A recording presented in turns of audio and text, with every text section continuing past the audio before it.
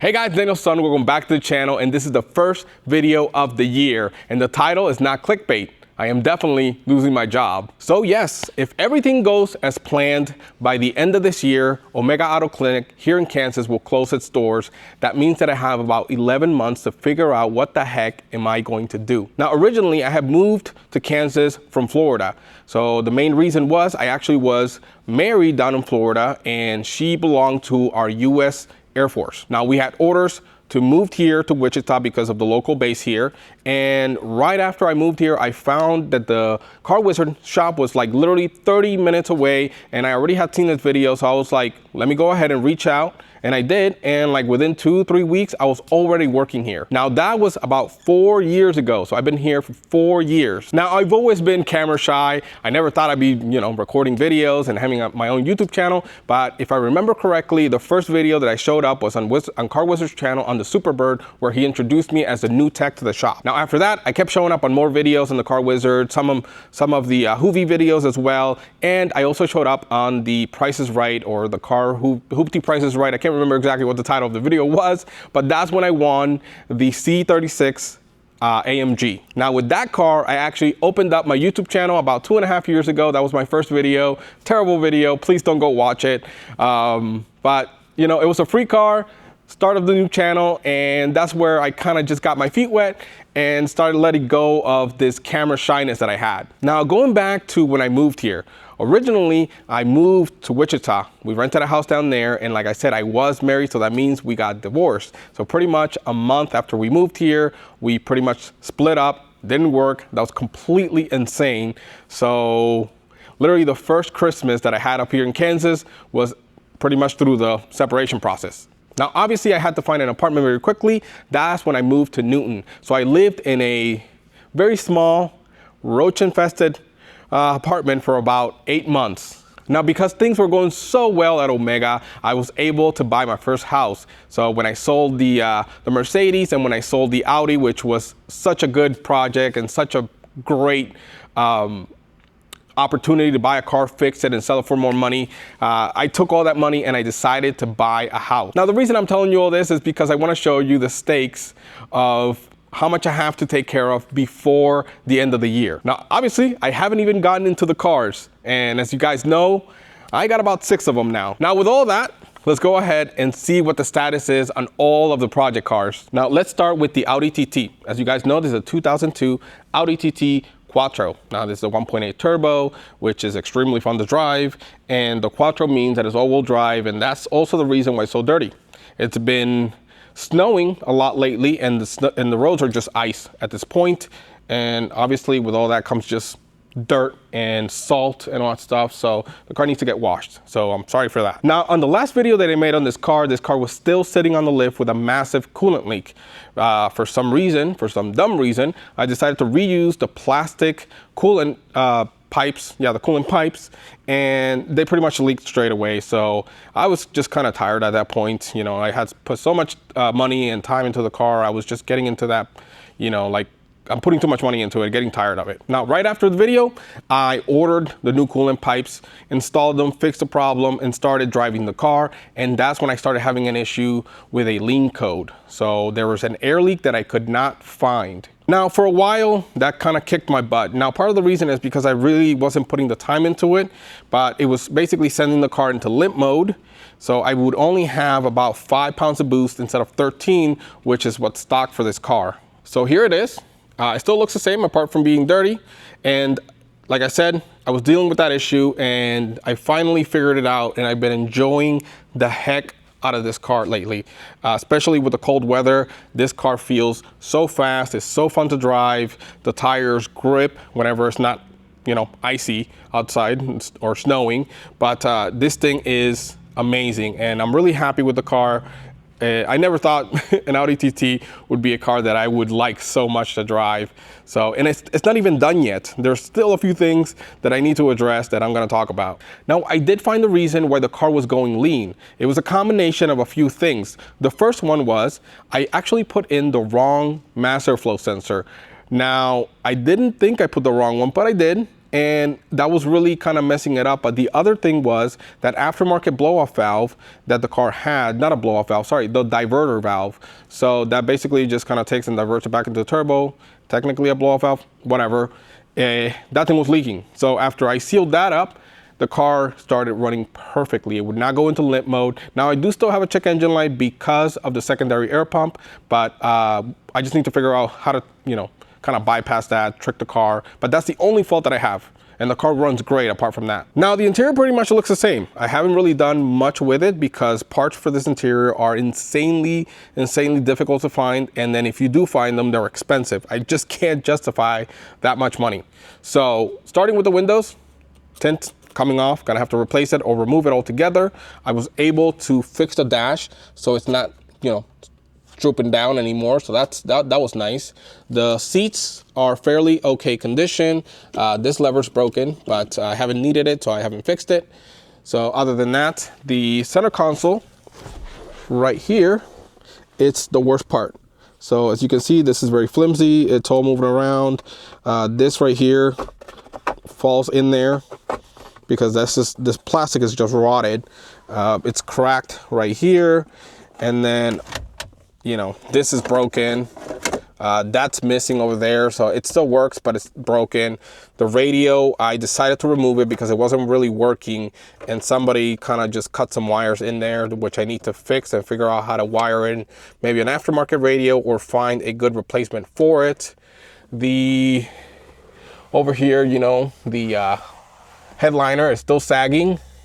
Probably not going to fix that anytime soon. And over here, this little piece right here is broken, which is about, there we go. We fixed that. So yeah, so these are kind of the main things on the interior. Let me see if I'm forgetting anything. Oh yeah, right here, there's no rear view mirror. So yeah, apart from that, the passenger seat is in pretty good shape. Let's see, what else? The back seats are pretty much in perfect shape. Really nothing to worry about back there. And it's missing a panel on this side. So, good luck trying to find that. And but everything works in here except for the cluster. Okay, so the problems that we have with the cluster, the speedometer is off. So it reads about 10 to 15 miles less than what it should. So I put a new fuel pump in there because I thought it was part of the lean issue, and I thought it would also fix the gauge. It did not. Right now I have a full tank, and as you can see, it only shows half. Like I said, it's a brand new level sender and a brand new fuel pump, and this still doesn't work. Temperature, working great, and RPM is working perfectly.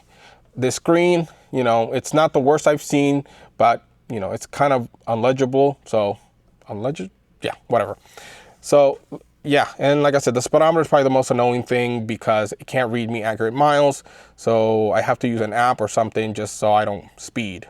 But other than that, everything in here works other than the radio and the cluster, which is something I'm going to have to address. Our boost gauge, I decided to move it over here. It's mounted a lot more solidly than it was, and it's not leaking. That was also part of my lean issue. The way that they had it routed, it had poked a hole in the hose. So that was behind the dash somewhere, and I was able to fix it. So that's good to go. So let's go ahead and look underneath the hood. So I replaced the air filter with something a little bit bigger. That apparently also helped with the lean issue. I'm following the lean issue by seeing the trims and what they're doing. And like I said, it was a combination of a few things, and it was getting better and better and better until I was able to fix it completely. So yeah, we have new filter. This is a Bosch master flow sensor. This was actually what ended up fixing everything. This is the last piece that I put in. This diverter valve, blow-off valve was the one that was leaking. So I opened it up, replaced the seals, resealed it properly, and now that's working. And it still sounds great in my opinion. So, but like I said, I've been through all this trying to find that stupid leak, and I finally got it. So I'm really happy because the car is running great. Now, something else that went bad just at the perfect time was the auxiliary water pump. So it's the electric water pump that goes right here in the front. And I believe, if I'm not mistaken, that's what helps the coolant circulate into the heater core. to be able to get heat on the inside of the car. The motors on the inside work, so I know it's blowing, you know, the blend door is working properly, but I don't get heat on the inside of the cabin. Now, I thought, because it's a very common problem on these cars, for the heater core to be clogged. And like I said, I flushed it, cleaned it all out. There was nothing in there, and it's working fine. There's water flowing properly like it should, but I still don't get any heat. And I was reading that, you know, those pumps going bad actually cause that symptom. So I'm gonna replace that pump. That pump's not working. I already diagnosed it. So I believe it's about 50 bucks. And I'm gonna go ahead and order one and replace that. So this is the Fiat. It's been chilling inside of the shop because of rain and snow. So let's go ahead and push it back and see where we're at with it.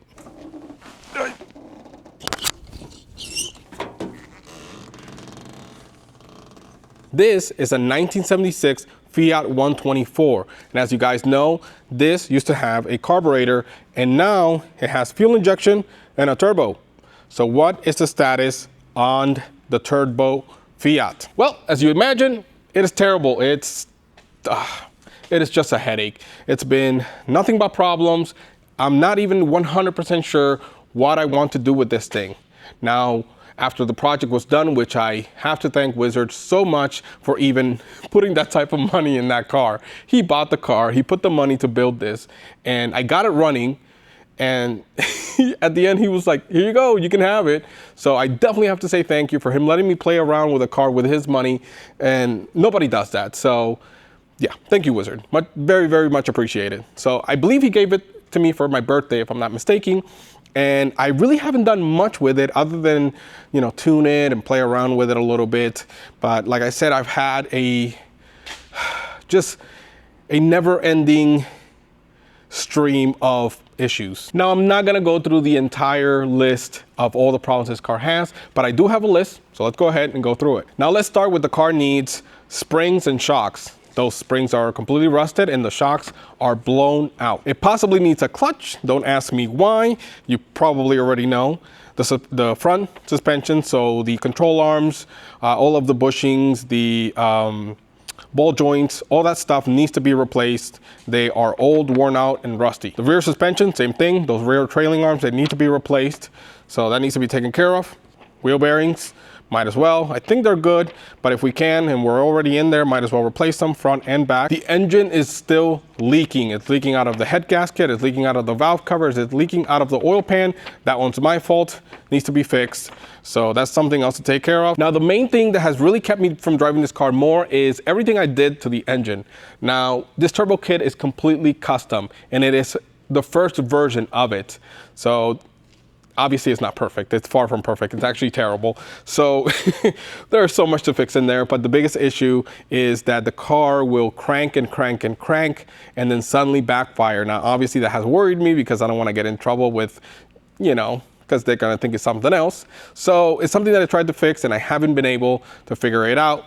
I think it might be an issue with the file of the tune, maybe a corruption or whatever, or maybe how I set up the injectors. Now, like I said, I'm very limited on how to set this up because there's not much fabrication in here. So I kind of just figured it out using the stock parts as much as possible. And there's no aftermarket options, like for fuel injector stuff. I've been looking, can't really find them. Now, that's really where it puts kind of the last nail on the coffin on this car. So this needs a lot of time, it needs a lot of planning, and needs a lot more work for it to be even usable. So I have no idea exactly how to move forward. I still want the turbo on there because it's extremely fun to drive. Like I said, I was able to tune it to a point where I can actually drive it and enjoy it, and it's fast. It actually got faster because it's not running 10 pounds of boost, it's running 15. I decided to go for all of it, and the car's fast. And that's without optimized ignition, for the people that know. So this thing on a dyno properly tuned with the ignition set correctly, it's definitely a widow maker. Now, for you guys who are interested in this project, go ahead and let me know in the comments if you want me to do a version 2 of this car. Just go ahead and fix all of the issues that the car has and get it running properly. I really do not want to remove the turbo, so I'm hoping that I can figure this out and get this car running really, really well. So go ahead and let me know in the comments if you want to see more of this car. Actually, something else that I want to do on this car is actually remove the interior completely and make it more of a lightweight little race car. Why? The car is rusted. The interior pieces are obscenely expensive. I've seen them online, places out of the country, in the country, and it's just extremely expensive to replace all of this stuff to make it look good. I don't want to do that. I want to make it lighter. I want to make it more like a little sports car that can stay outside and get rained on without it, ruining the interior, because it won't have an interior. So you guys let me know if that's a good idea. But in all honesty, it's either leave it like it is or remove the interior, because it's thousands and thousands and thousands of dollars to replace everything, even if you can find it. So if you can find it, it's expensive. And if you don't, then you can't replace it. So anyways, just let me know. Leave it there. So now for the next car, it's actually outside where it's freezing cold. I don't think it'll start, and it has a dead battery. So even if we jump it, I don't think it'll start. But I guess let's get the jump box and go out there. Okay, so it's a little windy, plenty cold. So hopefully it doesn't really mess with the audio too much. But they're both parked back here. As you guys know, that 2016 Subaru BRZ, it's also mine. I bought it from Hoovie just recently. I'm only missing the title. Hoovie has it. I'm about to get it. So I just gotta wait until I get the title on that, and that'll be a new video. But I'm coming out for the 240, my dream car, parked out here in the snow, rotting away. We'll see if it starts. So sorry if it's like extremely bright out here. I'm going blind just from the snow. The sun hits the snow and it's just super, super blinding. Oh my goodness. If this thing starts, I will be surprised. Okay, so this is kind of bad. The jump box doesn't detect any voltage in the battery, so it won't jump it. I have a code on there, so I need to figure out how to do this. It needs to recognize that there's a battery in there. So let's see, I guess plan B. Okay, so I found some jumper cables. I gotta run all the way to the BRZ. So all we gotta do is start the BRZ and let it charge the battery a little bit so you can start it. Okay. This battery's dead too. Okay. Let's see if we can put the jump box on this one. This battery's dead too. Oh my goodness. Okay. I guess plan C. Okay, so it's starting to get pretty cold out here, but I have the Audi charging the battery. We seem to have something. Let's see if it'll start this time. Okay. Now we got some lights. That's good. Before we didn't. Come on, start.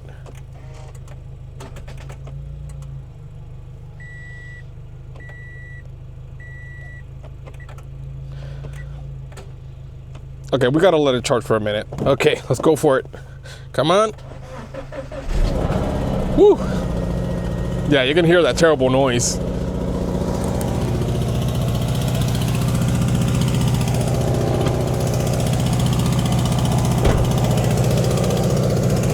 Oh my goodness. It goes away.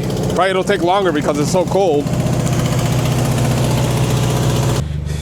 Okay, so I've been out here longer than I will admit.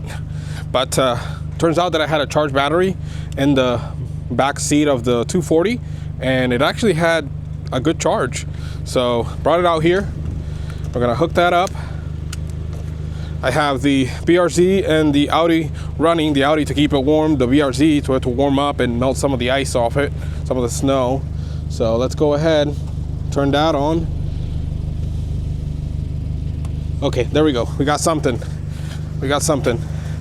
Okay, now we just need to come over here.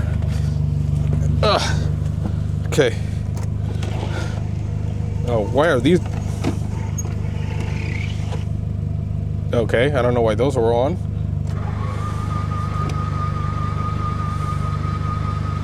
That does not sound good. I think this engine's cooked. Okay. That's not good. Well, all that trouble for nothing. It doesn't start. My assumption is probably the fuel pump died completely, or the piston rings are completely seized, so no compression. That's pretty much all I can think of right now. So something to look at. Man, I'm like tearing up and stuff like that with those cold wind out here. Okay, let me turn this off. Well, I guess I'll have to see what that's about. I don't know. Okay, so to kind of finish up here with the 240, the things that I need to do with the car is obviously see what's wrong with the engine. It needs to get manual swapped. There's a lot of rust to fix, which I don't even know how to even do that. I don't have a welder, I don't have the skills or anything like that. And then the countless parts that need to be replaced, including obviously the interior, the engine, the fuel tank is extremely dirty, which I couldn't really hear the pump when I was turning the key, so I'm assuming that probably took out the pump. And these wheels, I kind of got tired of them, might replace them with something else. So this is a car that is a massive, massive project. It is a money pit. The parts are getting very difficult to get. They're very expensive. And again, the time, we are running out of time. So this is my dream car, and it's probably the worst example I could have bought. So I might be looking for another one here in the near future and maybe calling it quits on this one, finding something a little bit better. Now the BRZ, I got it idling, warming up in here, but the car is stuck. I tried to pull it out, and the tires are dry rotted, you know, it's all ice here, so that car's stuck there, ain't going anywhere. So I'm gonna go back in and warm up, and I'll deal with these two cars later. Now on the truck, on the 2005 Chevy Silverado, that one is actually sitting at home right now for the same reason. The Subaru is stuck over there. So it does not do very well in the snow. So right now it's stuck in the driveway. I don't want to get stuck anywhere with that one, but I've been driving the heck out of it just before the snow fell. I've been driving the heck out of it. It's been extremely fun to drive it. It still needs repairs, and a video will be coming on that. So I'm really excited about that because I want to get that truck perfect. So there's some issues in the front end, needs tires, and the fuel pump still needs to be replaced. And I need to do something about that shiny dashboard. I think I might just do the carpet piece that goes on top, but yeah, that truck is pretty much the same as when I finished it. So just need to fix those last few things, and that truck is perfect. Obviously, I've known about Omega closing its doors here in Kansas for a while now, and I've been trying to plan accordingly, and I do have a few options. Now, the first option is moving back to Florida. Now, this option has actually been on the table ever since I divorced. So my plans were to pretty much leave right after it, but obviously I was, in the process of it, plus some debt and all that stuff. So it wasn't something that I could do. And the longer I stayed, the longer it was harder to leave. Now, obviously, like I mentioned, I have the house, the cars. So those are things that need to be sold for me to move back to Florida, because I can't just take all this stuff with me. It's not financially responsible. Let's put it that way. It's too much money. I'm not gonna drive cars 25 hours, especially this thing, but in general. None of these cars I would trust them to drive 25 hours down to Florida just yet. Now this option has me basically starting over, which is not fun. I would have to move down there, find a rented place. I can only really take maybe 2 cars at most, and good luck trying to find a cheap apartment or something reasonable that would have a spot for 2 cars down in Florida, obviously near my family or near places that I can get a job. Obviously if you go deep into the Everglades, you can probably find a cheap house. But Florida, I've been looking for a while, about 4 years now, and there's really no good options. Now, I would really need to start from scratch. I would need to find a new shop that would pay me what they pay me here and to have a good environment like we have here. And they would allow me to film because a lot of shops like to keep their stuff hidden, especially if they're shops that are successful without a social media presence. Then there's option number 2. So Wizard is actually opening a shop down in New Mexico. It's going to be a smaller operation, and he offered me a job down there. He said, I will give you a raise, a massive raise, to go down there and stay with me for however long I'm going to have the shop down there. So this is also a very, very good option because I would be making more money. It's a 10-hour trip, which is a little shorter. I can possibly take 2 to 3 cars maybe, and I would still be working with the Wizard, which is a very good environment to work in. Plus, you know, there's still the social media aspect of it, and we can do projects and keep the channel going, and it'd be a lot easier transition. Now, we still have to sell some of the cars and the house, but that's a very, very good option as well. Okay, no muffler Newton, go ahead. Thank you, much appreciated. Okay, so that brings us to option number 3, and this one is the most difficult. Now, option number 3 consists of maybe A, B, and C. So let's start with A. That would be staying in Newton. That would make things easier because I could keep the cars, keep the house, but I would still need to find a job. So I would need to find something locally that would pay me a decent wage, or go down to Wichita, which is a 30-minute drive, which I'm not a fan of. Now, obviously, I'm not gonna find a place that would pay me nowhere near what I get paid here, and the work environment is not gonna even be close to the environment up here. So that brings me to option B, and that would be to take over Omega Auto Clinic. Now, that is a massive undertaking because I don't know how to run a shop properly. Okay, I've done a little bit of parts. I've done a little bit of managing employees in the past. I've done stuff like this, but not to, let's say, this scale or this much responsibility. Now, one of the biggest things is if I decide to do something like that, I cannot have any debt. That is a personal goal that I've set. So I am focusing on paying off debt. That's why videos have been very slow lately. And that's because I'm focusing on working and paying off debt. So I am debt free by the time I decide to make a decision for what am I gonna do. Now, the last one is option C. This is the one that I really, really, really wanted to work out. Now, I am not going to reveal any details. Sorry for that, because it's just in the infancy stage. There hasn't really been any much talk, just a mention of a possible plans for the future. But if this one works out, definitely staying in Newton if that one works out. And again, I'm really excited about that one. So I will leave it there. I don't want to reveal any more because if it doesn't come to fruition, I don't want to look like an idiot. So I'm just going to leave it there. Also, guys, I am working on the R8. I am working on the video. I got some stuff filmed. I just don't have enough to give you guys a decent video. So we're still waiting for parts. A lot of stuff came in here recently. So I should be able to start filming this again and finish up the video for you guys so you can see the R8 completely finished here real soon. Now, if you're still watching, I really appreciate it because I know I've been talking a lot on this video, but I really wanted to let you know where the future of the channel is going. So definitely in the comments, let me know, what do you think about the options? I definitely want to hear you guys' opinion. Let me know about the cars, if you want to see something get built, if you want to see what's the next car you want to see, just whatever, just comment whatever you think. I definitely want to read your comments, see your opinions. Now on that note, I'm gonna go ahead and end the video right here because I am gonna go home, crawl underneath a rock and wait until the snow melts because this is ridiculous. So I guess I'll catch you on the next video and hopefully there's no snow out.